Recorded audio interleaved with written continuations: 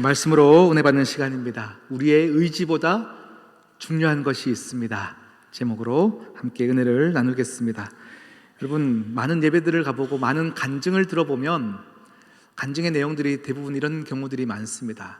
내가 참 어려울 때에 하나님께서 이런 응답을 주셨고, 그래서 내가 이렇게 행동을 했고 이런 선택을 했더니 하나님이 피할 길을 주셨더라. 이런 간증들이 참 많죠. 그런데 그 간증을 더 깊이 들어가 보면요, 어려울 때 하나님의 은혜를 얘기하지만 그때에 나는 믿음의 어떤 선택을 했고 믿음의 의지를 이렇게 보였더라 라고 하면서 결국은 우리의 신앙의 그 의를 드러낼 때가 참 많이 있음을 봅니다. 그래서 오늘 말씀을 우리의 의지보다, 우리의 결단보다, 우리의 신앙의 행동보다 더 중요한 게 있습니다를 함께 은혜를 나누도록 하겠습니다. 여러분, 우리가 지금 살아가고 있는 현재도 그러하고요, 또 이전의 세대도 그러하고요, 인류의 역사를 보면 항상 살아계신 하나님을 믿는다는 이유로, 또 살아계신 하나님을 증거한다는 이유로 많은 사람들이 죽게 되어진 사건들이 참 많이 있습니다. 마치 하나님을 예배하는 자들을 다 죽이면 하나님을 죽이는 것 마냥 많은 사람들은 세력을 구축해 가면서 믿는 자들을 박해해 왔고 복음의 능력들을 멈추게끔 달려왔습니다. 오늘 이 에스더의 이야기는요, 하나님과 하나님의 백성들을 공공연하게, 그리고 또 암암리에 폭력을 가하면서 음모를 꾸며가면서 사람들을 죽여왔던 폭력을 그려냈던 책이 에스더의 이야기입니다. 주전 5세기경 이 대제국 페르시아, 바벨론의 포로로 잡혀갔던 유대인들, 그 유대인들 모두를 학살하려고 음모를 꾸몄던 이야기가 에스더 전체의 내용입니다. 그 가운데 하나님은 어떻게 역사하셨고, 또 하나님의 믿는 믿음의 사람들이 놀라운 기질을 발휘해서 모두가 구원받는 역사를 그려낸 역사책이 에스더의 내용입니다. 오늘 우리는 그 중에 에스더 하면 가장 중요하다고 생각하고 귀한 믿음의 결단이라고 생각하는 죽으면 죽으리이다, 이 고백, 이 결단이 있는 4장의 본문을 읽었습니다. 그런데 여러분, 오늘 4장의 내용을 우리가 더 깊게 보기 위해서는 1장부터 내용들을 다 보아야 하는데요, 전체 스토리를 제가 짧게 한번 얘기를 나누겠습니다. 1장의 내용은 1장 1절부터 무엇을 강조하냐면 이 바벨론, 이 페르시아가 얼마나 부국한 나라인지가 나옵니다. 정말로 힘도 세고 돈도 많고 누구도 그 나라를 이렇게 침략할 수 없는 강대국이었던 바벨론을 이야기하고 있습니다. 인도에서부터 에티오피아까지 모두 정복하여서 127개의 지방을 가진 나라, 그 나라가 바벨론입니다. 그 왕은 아하수에로 왕이고요, 이 아하수에로 왕이 정말로 나라가 너무 부국하고 걱정이 없다 보니까요, 이제 계속 잔치를 벌여서 술을 먹기 시작하는 거예요. 1장의 내용을 봤더니 모든 군대 지도자들과 함께 6개월 동안 잔치를 벌여서 아무 걱정 없이 술판을 벌이는 거예요. 6개월 동안 또 먹고 또 마시고 또 먹고 또 마시고, 이렇게 6개월이 마칠 때쯤 되니까 흥에 겨웠던 이 아하수에로 왕이 이제 수도권에 살고 있는 모든 사람들을 초청하여서 7일 동안 또 잔치를 벌리는 거예요. 돈이 많던 적던, 능력이 있던 없던 상관하지 않고 이 수도에 살고 있는 모든 사람들은 함께 와서 나와 술을 먹자라고 하면서 또 술을 먹는 건 거죠. 분위기가 고조되고 있습니다. 모두가 신이 났습니다. 와, 이렇게 우리를 먹여 살리는 또 힘 있는 아하수에로 왕이라면 우리는 이 아하수에로 왕만 믿고 가면 다 된다라고 하면서 분위기가 고조되고 있는 건 거죠. 남자가 술을 먹기 시작하고 막 흥에 겨우면 그때부터 허풍을 떨기 시작하는 거예요. 이 아하수에로 왕이 그때서야 무엇을 자랑하고 싶냐면, 모든 수도권에 있는 백성들아, 내 이쁜 내 아내 왕비를 너희들에게 자랑하고 싶다 라고 얘기하면서 그 왕비였던 와스디를 이렇게 함께 이곳으로 와라 라고 청을 합니다. 그런데 이유를 알 수 없습니다. 와스디가 왕의 청을 거절하는 거예요. 저는 그곳에 가지 않겠습니다. 성경에 그 이유는 나와 있지 않지만 맨날 술 먹는 남편이 좋지 않았겠죠. 네, 저는 그 자리에 가지 않겠습니다라고 얘기하는 건 거죠. 그랬더니 모든 백성들이 보는 앞에서 체면이 말이 아닙니다. 그랬더니 그 모든 신하들과 함께 갑자기 분위기가 확 가라앉은 이 상황 가운데서 모든 신하들이 무엇을 요청하냐면, 왕이시여, 왕의 말을 듣지 않는 와스디를 왕후의 자리에서 내려앉혀서 쫓아내어야 합니다. 이것을 얘기하는 거예요. 모든 백성들이 보고 있는데 왕이시여, 이것을 그냥 넘어가면 이제 백성들도 왕을 우습게 여길 것이고 집에서도 이런 일들이 일어날 것입니다. 그러니 모든 백성들이 보는 앞에서 왕비를 쫓으십시오. 이렇게 얘기할 때에 그래, 우리 그러자 라고 하면서 1장이 끝나게 되어지는 거예요. 그리고 2장에 갔더니 이제 왕비를 쫓아낸 후에 다시금 이렇게 사랑받고 싶어하던 신하들이 또 제안을 합니다.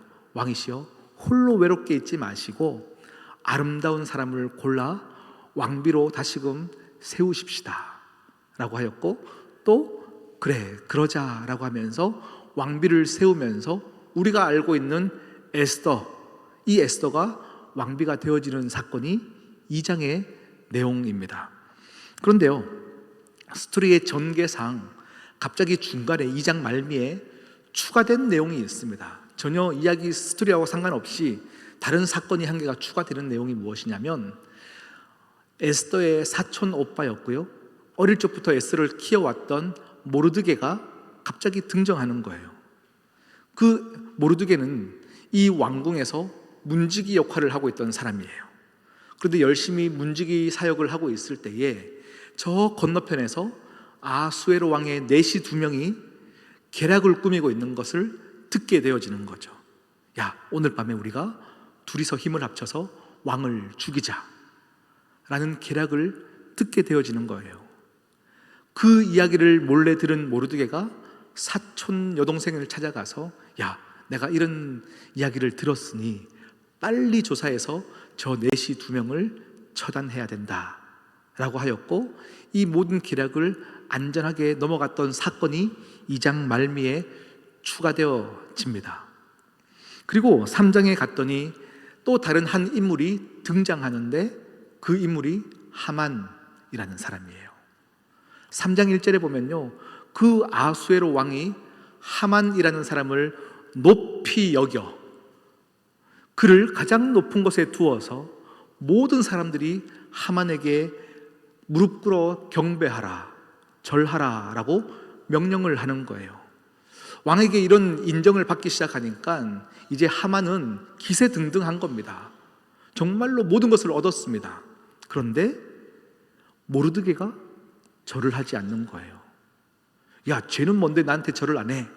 괘씸죄가 적용되기 시작하는 건 거죠. 그러니 더 악해지는 하만, 그 하만이 이제 모르드게를 조사해 보니 유대인이라는 것을 알게 되어져서요, 하만만, 모르드게만 죽이는 것이 아니라 모든 유대인들을 죽일 것을 계획을 짜기 시작하는 겁니다. 여러분, 하만이 모든 유대인들을 죽일 계획을 짰을 때 왕에게 허락을 받아야 되잖아요. 그때의 은을 얼마나 가져가냐면 1만 달란트를 가지고 왕에게 바치면서 모든 유대인을 죽이게 해주십시오 하고 허락을 받습니다. 1만 달란트는 여러분 얼마나 될까요?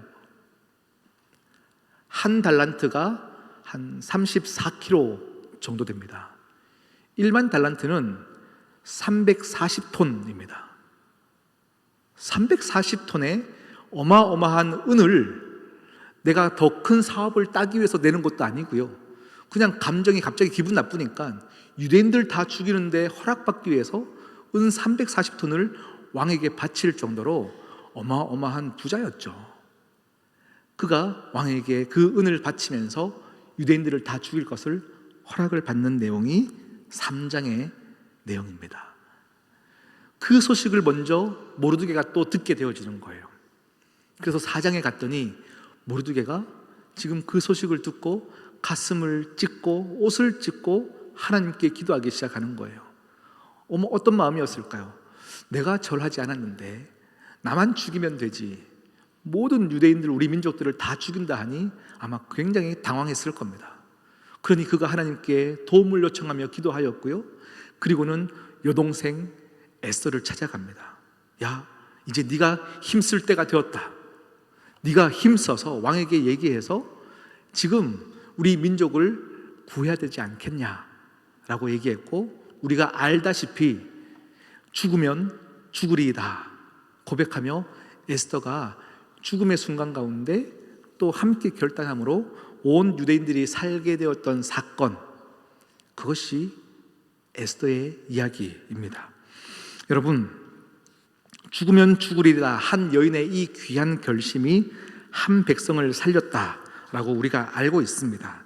그래서 모든 백성들이 살았기 때문에 불임절이라고 해서 불임절의 기원이 되었던 것이 이 에스더의 사건인데요, 오늘 저와 여러분이 함께 나누고 싶은 것은 에스더가 믿음의 귀한 결단을 했기 때문에 다 살았구나 라고 우리가 알고 있는 이 사건을 다른 관점에서 한번 보기를 원합니다. 그의 결단 때문이 아니었음을 함께 보기를 원합니다. 모르드게도 에스더도 그들은 이제 바벨론의 포로로 잡혀왔다가 이제 잘 사는 사람들이 되었죠. 왕비가 되었으니 얼마나 떵떵거리며 살았겠습니까? 그런데 이 바벨론의 포로로 70년이 지나서 이스라엘 백성들은 1차, 2차, 3차 귀환을 시켜줍니다. 1차 귀환자들이 다 고향으로 내려갈 때에 이들은 가지 않았습니다. 이유는 알 수 없었으나 이들은 갈 이유가 없었겠죠. 문지기로 있으면서 기득권에 있었습니다. 왕비가 되면서 떵떵거리며 살고 있었습니다. 60년을 더 잘 살았던 사람들이 아마 이들입니다. 왕의 문지기로 기득권 가운데 살았던 이 모르드게도 바벨론에게 얼마나 충성을 했는지 이름이 바벨론의 말뚝신의 이름을 따서 모르드게라고 지었습니다. 에스더도 원래 히브리 고향의 이름은 하닷사입니다. 그런데 그 네 이름을 다 지워버리고 바벨론의 이름 에스더라는 이름을 가져와서 살았던 사람입니다. 그들은 막 신앙의 절절을 지키기 위해서 살았던 사람 같지는 않습니다. 그런데 오늘 말씀 보니까요, 3장 1절의 내용을 보니까요, 이런 내용이 있습니다. 함께 읽어볼까요? 함께 읽겠습니다. 시작. 그 후에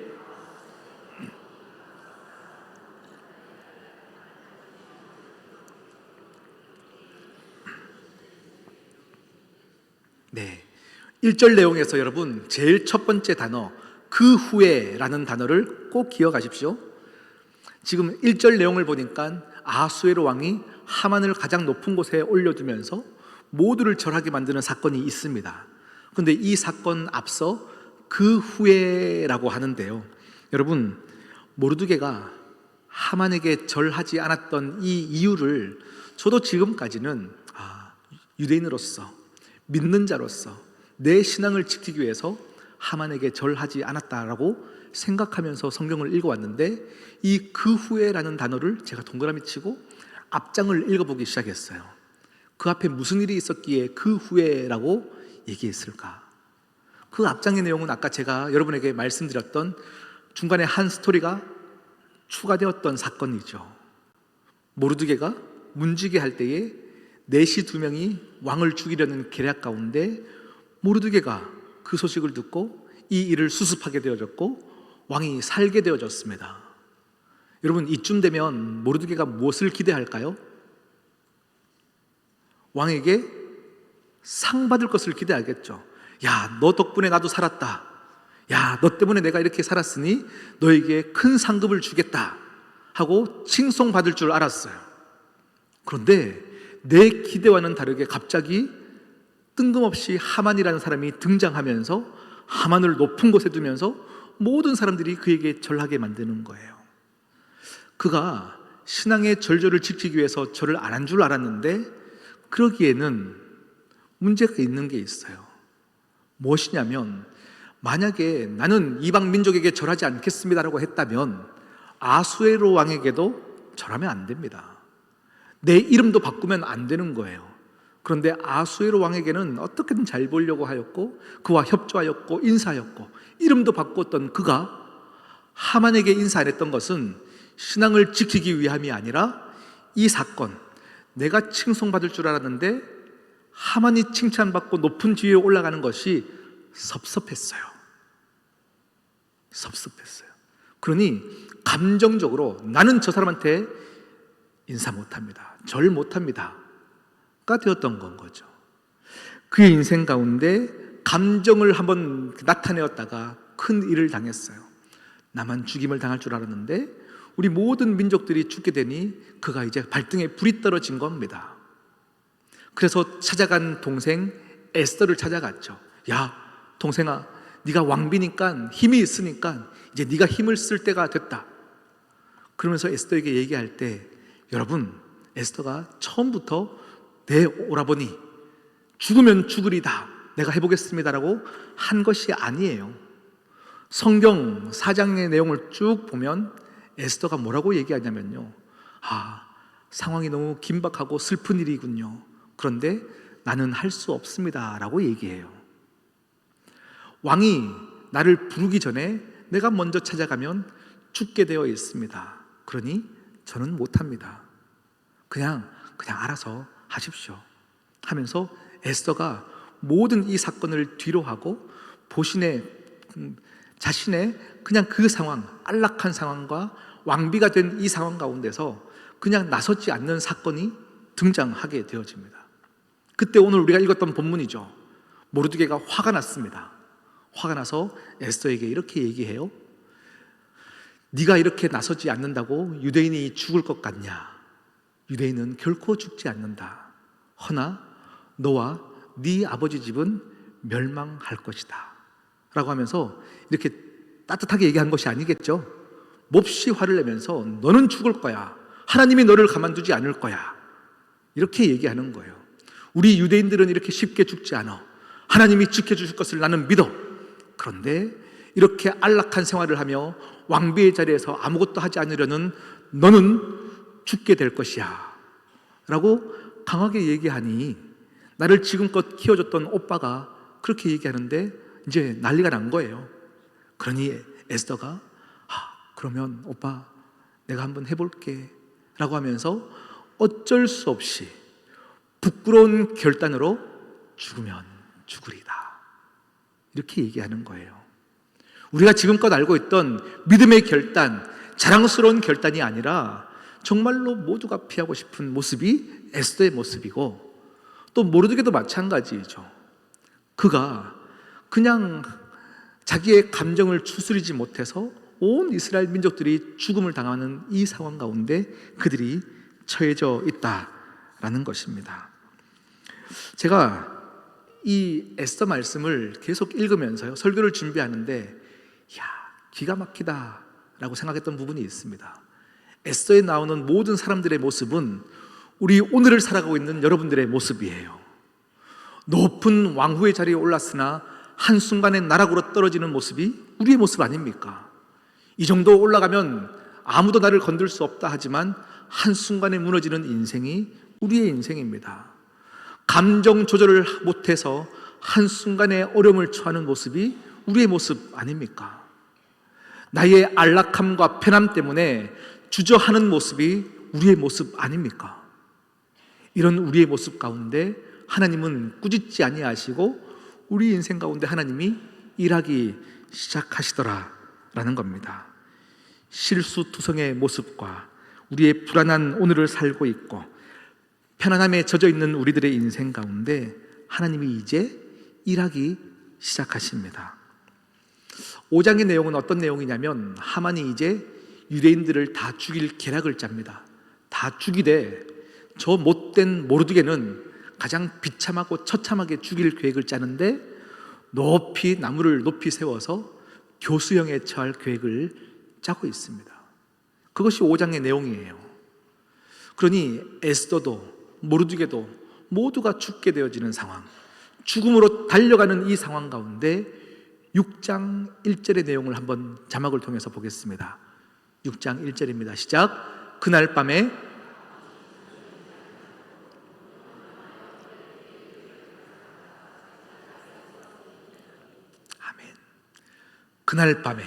그날 밤이 어떤 밤이죠? 모르드게를 죽일 계략을 짜고 있는 그날 밤에 왕이 잠이 오지 않는 거예요. 하필이면 왜 이날 밤에 잠이 오지 않을까요? 모기가 많아서, 열대야 기후여서, 이유는 알 수 없습니다. 그런데 그날따라 왕이 잠이 오지 않는 거예요. 그래서 그가 신하들에게 무엇을 시키냐면, 얘들아, 내가 잠이 오지 않으니 책 한 권을 가져와서 내 옆에서 한번 읽어봐라 라고 얘기합니다.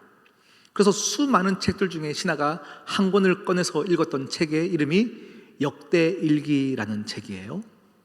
그런데 이 역대일기 책에는 어떤 내용이 있었냐면, 아까 우리가 2장에 추가된 내용이죠. 모르드게가 문지기를 할 때에 2명의 내시가 계략을 벌이고 있던 것 안에서 왕이 살게 된 사건이 이 역대일기 책에 기록되어 있었고, 하필이면 잠이 오지 않는 상황 가운데 수많은 책을 꺼내서 읽었던 그 내용이 모르드게의 사건을 읽게 되어진 것이죠. 그때의 왕이 그런 일이 있었다고? 그런 사람을 나에게 데리고 와라. 왜 그것을 미리 얘기 안 했냐라고 하면서 모르드게를 조사하기 시작했더니 곧 죽게 될 모르드게였다라는 것입니다. 여러분, 에스더서의 전체 내용을 보면요, 출애굽기에 나왔던 사건, 막 만나와 메추라기가 떨어지고 구름 기둥과 불 기둥이 막 우리를 인도하고 홍해가 갈라지는 이런 기적 같은 일들은 하나도 일어나지 않습니다. 그리고 모세와 같이 걸출한 지도자도 없습니다. 그리고 에스더 전체의 내용 중에 하나님이라는 단어는 한 군데도 등장하지 않습니다. 그런데 하나님은 이들의 인생 가운데 철두철미하게 진두지휘하시고 그들의 인생 가운데 우연을 가장한 것처럼 하나님이 역사하시더라라는 겁니다. 에스더 말씀을 제가 보면서요, 너무 은혜가 됐던 말씀이 뭐냐면 한 단어들이에요. 어려움에 처한 그때에, 그날 밤에, 그 상황에, 이렇게 우리는 알 수 없는 그때에 하나님은 기적 같은 일을, 우리가 상상할 수 없는 일을 준비하시며 그들의 인생을 보호하시고 인도하시더라라는 겁니다. 할렐루야. 여러분의 인생도 마찬가지입니다. 아무리 봐도 하나님이 보이지 않습니다. 하나님이 느껴지지 않습니다.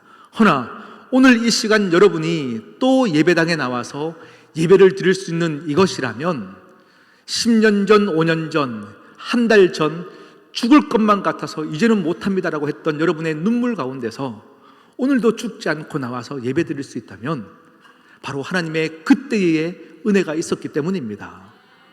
하나님의 도우심과 하나님의 은혜는 우리가 알 수 없는 다른 곳에서 왕을 잠을 재우지 않으면서 또 그 책을 갖다 주면서 우리가 알 수 없는 기적을 일으키시면서 하나님은 우리를 살게 하시더라.